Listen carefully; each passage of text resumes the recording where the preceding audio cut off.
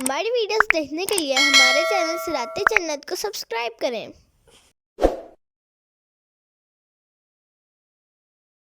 فاصبر صبرا جمیلا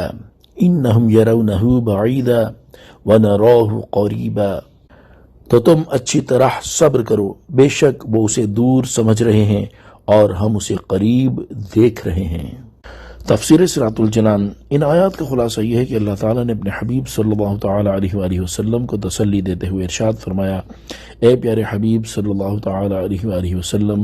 آپ اپنی قوم کی طرف سے پہنچنے والی اذیتوں پر اور مذاق اڑانے کے طور پر عذاب نازل کرنے کا مطالبہ کرنے پر صبر جمیل فرمائیں، اور کفار کی سختی پر تنگ دل نہ ہو، کیونکہ کفار مکہ اس عذاب کو اپنے گمان میں ناممکن سمجھ رہے ہیں اور یہ خیال کرتے ہیں کہ وہ واقع ہونے والا ہی نہیں، اور اسی وجہ سے عذاب نازل ہونے کا مطالبہ کرتے ہیں، جبکہ ہم جانتے ہیں کہ یہ ہماری قدرت سے کوئی بعید نہیں اور نہ ہی ان پر عذاب نازل کرنا ہمارے لیے کوئی مشکل ہے۔ یوم تکون السماء کالمہل وتکون الجبال کالعہن، جس دن آسمان پگھلی ہوئی چاندی جیسا ہو جائے گا اور پہاڑ اون کی طرح ہلکے ہو جائیں گے۔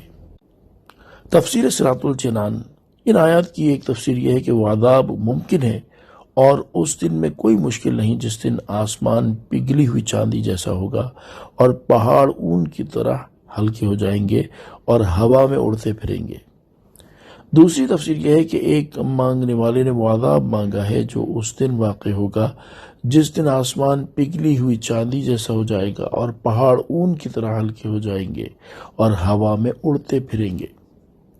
تیسری تفسیر یہ ہے کہ جس دن آسمان پگھلی ہوئی چاندی جیسا ہوگا اور پہاڑ اون کی طرح ہلکے ہو جائیں گے اور ہوا میں اڑتے پھریں گے تو اس دن کی دہشت اور ہولناکی تصور سے بالاتر ہے۔ وَلَا يَسْأَلُ حَمِيمٌ حَمِيمًا يُبَصَّرُونَهُمْ يَوَدُّ الْمُجْرِمُ لَوْ يَفْتَدِي مِنْ عَذَابِ يَوْمِئِذٍ بِبَنِيهِ وَصَاحِبَتِهِ وَأَخِيهِ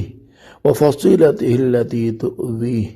وَمَن فِي الْأَرْضِ جَمِيعًا ثُمَّ يُنْجِيهِ، اور کوئی دوست کسی دوست سے حال نہ پوچھے گا، وہ ان کو دکھائے جا رہے ہوں گے۔ مجرم آرزو کرے گا کاش اس دن کے عذاب سے چھوٹنے کے بدلے میں اپنے بیٹے دے دے اور اپنی بیوی اور اپنا بھائی اور اپنا وہ کنبہ جو اسے پناہ دیتا ہے اور جتنے لوگ زمین میں ہیں سب کے سب، پھر یہ بدلہ دینا اسے بچا لے۔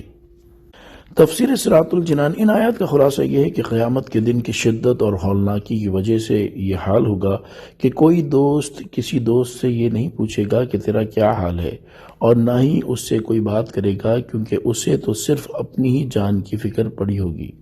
اور یہ اس وجہ سے نہیں ہوگا کہ دوست ایک دوسرے کو دیکھ نہ رہے ہوں گے، بلکہ وہ دوست ان دوسرے دوستوں کو دکھائے جا رہے ہوں گے اور وہ ایک دوسرے کو پہچانیں گے، لیکن اپنے حال میں ایسے مبتلا ہوں گے کہ نہ ان سے حال پوچھیں گے اور نہ بات کر سکیں گے۔ اس دن کافر کا حال یہ ہوگا کہ وہ یہ آرزو کرے گا کاش قیامت کے دن کے عذاب سے چھوٹنے کے بدلے میں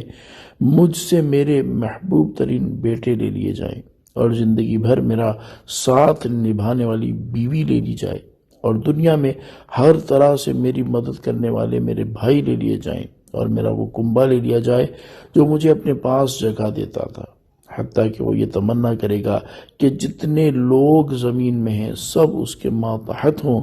اور وہ ان سب کو فدیے میں دے دے، اور پھر یہ بدلہ دینا اسے اللہ تعالیٰ کے عذاب سے بچا لے۔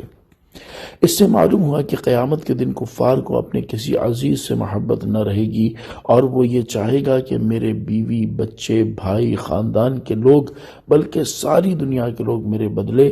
دوزخ میں پھینک دیے جائیں اور میں کسی طرح عذاب سے بچ جاؤں۔